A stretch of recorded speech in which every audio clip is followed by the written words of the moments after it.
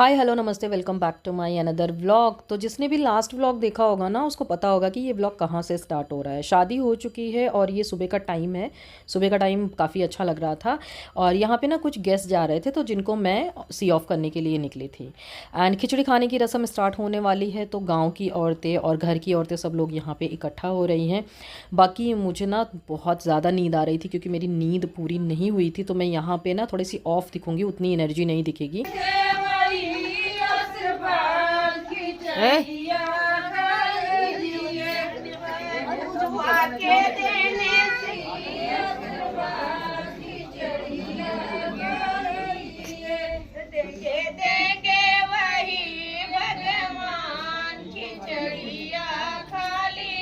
यहाँ पे ज्योति दूल्हे को रिंग पहना रही है। ज्योति मेरी बड़ी बुआ की सबसे बड़ी बेटी है। बड़ी बुआ वही जिनके बारे में मैं उस दिन व्लॉग में बता रही थी कि अभी वो इस दुनिया में नहीं है, तो ये उनकी बड़ी बेटी है। और इनके बाद प्रीति है। प्रीति को तो सभी जानते होंगे, जो मेरे व्लॉग में दिखती है, उसका भी चैनल है। एंड उसके बाद पूजा है। तो ये 3 बहनें हैं। एंड हमारी कितनी जमती है वो तो आप लोगों ने व्लॉग में देखा ही होगा। अच्छा, मैं बता दूं खिचड़ी रस्म क्या होती है। ये ना यूपी बिहार वाले तो वैसे जानते होंगे, फिर भी मैं बता दूं कि दूल्हा जब खिचड़ी खाता है तो उसके पहले अपनी सारी डिमांड्स रखता है, और तब तक खिचड़ी नहीं खाता है जब तक कि लड़की वाले उनकी सारी डिमांड्स पूरी ना कर दें। तो यहाँ पे एक एक करके आते हैं सब लोग, गिफ्ट्स वगैरह देते हैं। वो पार्ट मैंने नहीं दिखाया, जहाँ पे मेल वगैरह जैसे मामा हो गए, मौसा हो गए, जैसे किसी ने चेन दी, किसी ने रिंग दी, इस तरह से उसके बाद खिचड़ी खाना स्टार्ट करते हैं। तो वो पार्ट मैंने कट कर दिया। एंड देन आती है फीमेल्स की बारी। वो भी गिफ्ट्स देती हैं, जिसको बोलते हैं हमारे यहाँ अचर धरैया। तो ये पहले आंगन में होता था, बट अभी आजकल तो बाहर ही हो जाता है। तो यहाँ पे एक एक करके सब लोग आए, मम्मी आंटी सब लोग। एंड देन हम लोगों की बारी आई, तो हम लोगों ने भी फिर यहाँ पे थोड़ा सा फ़ोटो वोटो क्लिक करवा ली। और ये प्रीति है जिसकी मैं बात कर रही थी। इसको ना फ़ोटो में थोड़ा सा वो जो फ्लावर था वो उसको डिस्टर्ब कर रहा था, उसको परफेक्ट चाहिए था, बट हो नहीं पाया वो किसी तरह से। और इसमें प्रीति की मदद जो है वो दूल्हे ने भी की है, मैं देख रही हूँ। एंड यहाँ पे फ़ोटो वगैरह क्लिक हो गई थी। आई थिंक सारी रस्म यहाँ पे पूरी हो गई थी, कि एक रस्म अब बाकी थी। उसके बाद फिर बारात चली जाती है। अच्छा हाँ, एक रस्म बाकी थी, इसको बोलते हैं मंडप को हिलाते हैं। तो इसमें ये जो रस्म होती है, ये दूल्हे के फादर लोग या दादा लोग जो भी होते हैं, ये मेल की रस्म होती है, वो हिलाते हैं। एंड फिर पहले क्या होता था, जब मैं छोटी थी मुझे याद है, तो मंडप में ना पैसे ऐसे रख देते थे, जब वो हिलाते थे तो पैसे गिरते थे। बट अभी तो मंडप जो है वो मॉडर्न वाला हो गया है, तो यहाँ पे आके सब लोग अपनी तरफ से जो भी देना होता है वो देते हैं। एंड उसके बाद जाके यहाँ पे एक रस्म और होगी, जिसमें आई थिंक हाँ, या ये वाली रस्म जिसमें इसको क्या बोलते हैं, आई थिंक हाथ भराई बोलते हैं, क्या बोलते हैं जो भी।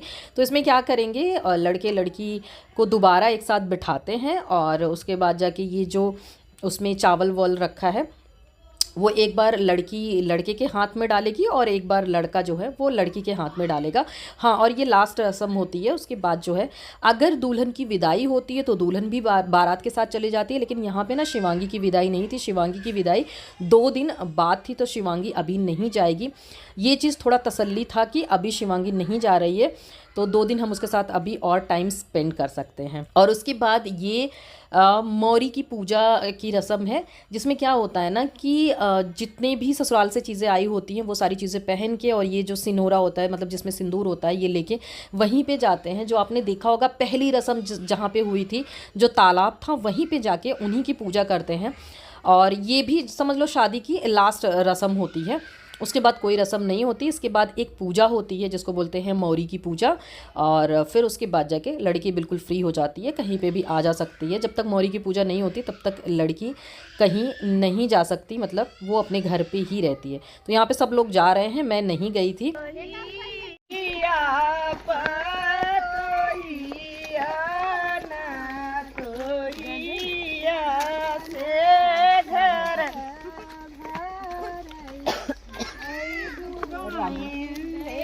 अच्छा, गाँव की सुबह हो या शाम, दोनों ही बहुत सुंदर लगते हैं। और बात अगर मेरे गाँव की हो तो सब कुछ ही सुंदर लगता है। यहाँ पे मैं ओरिजिनल ऑडियो भी थोड़ा थोड़ा डाल दे रही हूँ ताकि रियल तड़का बना रहे। वैसे समझ में तो आना नहीं है, क्योंकि ये जो गाने होते हैं ये मेरे भी समझ में नहीं आते, तो आप लोगों के तो समझ में आएंगे नहीं। और मैं यही देख रही थी कि इन लोगों की एनर्जी अभी भी बची हुई है। मुझे तो मन कर रहा था बस मैं 2-4 दिन के लिए सो जाऊँ और मुझे कोई भी डिस्टर्ब ना करे। यहाँ पे मैंने वीडियो को थोड़ा सा फास्ट फॉरवर्ड किया है, नहीं तो आप लोग बोर हो जाएंगे, बट मुझे सारी चीज़ें दिखानी थी तो मैंने वही चीज़ें डाली हैं जो बहुत ज़रूरी हैं। एंड जहाँ पे मुझे लगा कि बहुत लेंदी है तो वहाँ पे मैंने थोड़ा सा फास्ट फॉरवर्ड कर दिया। यहाँ पे बच्चे ने अपना काम कर दिया। ये सार्थक है, प्रीति का बड़ा बेटा, मतलब इसने पत्थर मार दिया। और इन लोगों को कैसी याद रहता है कि यहीं पे खुदाई की थी, मतलब जो मिट्टी की खुदाई थी यहीं पे हुई थी स्टार्टिंग में जो रस्म हुई थी, और यहीं पे फिर ये लास्ट रस्म भी होती है। शिवांगी यहाँ पूरे डेडिकेशन से लगी है। वैसे वो भी बेचारी बहुत थकी हुई थी, बट रस्में तो करनी ही करनी है, इस वजह से वो भी सोच रही होगी कि जल्दी से सब खत्म हो और मैं सोऊं। और यहाँ पे शिवांगी मत्था टेक के आ रही है। ये मेरे कुलदेवी का मंदिर है, मतलब मंदिर इसके पीछे है, ये नीम का पेड़ है जिसके ऐसे चबूतरा बना हुआ है, तो वहाँ पे मत्था टेकने के बाद यहाँ पे भी टेकते हैं। वहाँ वाली क्लिप में सो गई है क्योंकि किसी और ने शूट किया था, अगर मैंने शूट किया होता तो सारी चीज़ें प्रॉपर होती। एंड यहाँ पे मैं बैठ के माई से कर रही हूँ बात। मेरी माई खाना बहुत अच्छा बनाती हैं और यहाँ पे कुछ सब्जी वब्जी बना रही हैं। मैंने आई थिंक हरिओम की जैकेट पहनी हुई है क्योंकि मेरी तबीयत भी कुछ ठीक नहीं लग रही थी। मेरी बड़ी बुआ भी यहीं बैठी हुई थी। और यहाँ पे बन रहा है कढ़ी बड़े। आज की जो पूजा है ना उसमें ये खाना बहुत इंपॉर्टेंट होता है, तो यही बनता है। आज ना 3 जगह पे किचन है और हर जगह पे सब लोग लगे हुए हैं ताकि जल्दी से काम हो जाए। तो यहाँ पे कुछ लोग लगे हुए थे, बाहर माई सब्जी वब्जी बना रही थी, कहीं पे पूड़ी बन रहा है, कहीं पे चावल। और ये है हमारे घर के सबसे कामकाजी महिला, और मैं मजाक नहीं कर रही हूँ, सच में ये बहुत कामकाजी हैं। ये हाथ में आटा लेके प्लेट ढूंढ रही हैं। ये मेरे फरीदाबाद वाले पापा की बड़ी बहू है। एंड कभी बताऊंगी मैं इनके बारे में। बहुत ही सिंसियर, बहुत ही रिस्पॉन्सिबल एंड कामकाजी तो मैंने बता ही दिया। कभी मिलूंगी ना तब उसके बाद जाके इनके साथ में व्लॉग बनाऊंगी। एंड यहाँ पे मम्मी कर रही हैं पूजा, एंड ये पूजा होने के बाद ही सबको खाना मिलेगा। तो यहाँ पे मेल लोगों को पहले खाना मिला। और मैंने ये क्लिप इसलिए डाली है क्योंकि यहाँ पे जो हैंडसम बॉय है ना वही सर्व कर रहा है, तो जब वो रेडी नहीं रहता तो वो अवॉइड करता है कैमरा। और उसके बाद फिर यहाँ पे जो घर की औरतें हैं वो लोग खाना खाती हैं, लेकिन शादीशुदा औरतें, हम लोग को अभी भी नसीब नहीं हुआ है खाना।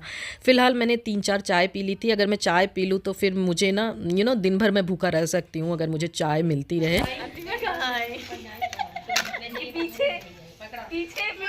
बहन बेटी है, मुँह दुल्हन कहाँ से आवत? नहीं आंटी, कोई दिक्कत नहीं है। उनका आंटी अब बताओ, अब दुल्हन नहीं है ना? दुल्हन देखो कहाँ हो रहा है। जेठानी कुछ देवरानी को पढ़ा रही है। तो आपने इससे क्या सीख लिया? दूसरे नंबर वाली जेठानी को बिल्कुल इज्जत नहीं देना है।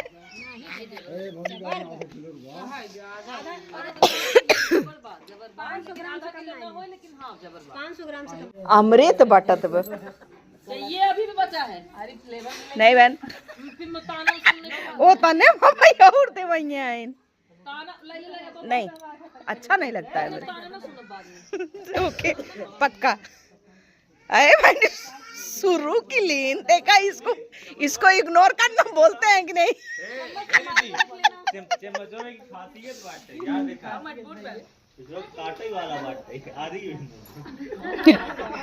कहाँ देखी?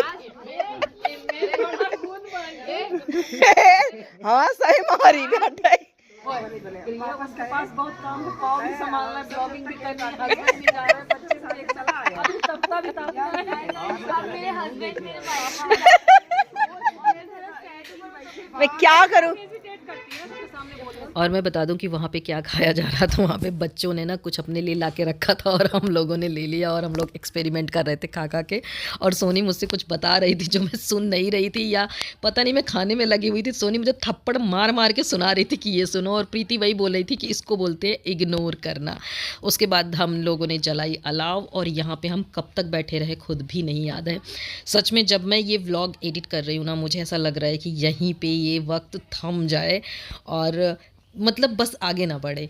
बहुत बहुत अच्छा लगा, सब लोग मिले इतने इतने दिन बाद। क्या होता है ना कि कभी भी टाइम का कोऑर्डिनेशन नहीं हो पाता, कभी मैं जाती हूँ गांव तो कभी प्रीति नहीं होती, कभी ज्योति नहीं होती, सबका टाइम अलग अलग होता है। मैं दिवाली में जाती हूँ, ये लोग जब बच्चों की छुट्टियाँ होती हैं तब आती हैं, तो बहुत दिन बाद हम लोग मिल पाए थे और इस वजह से बहुत अच्छे से टाइम स्पेंड हुआ। लेकिन एक चीज़ बताऊँ, मन अभी भी नहीं भरा था, ऐसा लग रहा था कि 2-4 दिन और मिल जाए। एंड कल के बाद क्या होगा कि सबका जाने का टाइम धीरे धीरे आएगा, लोग एक एक करके जाने लगेंगे और घर खाली होता जाएगा।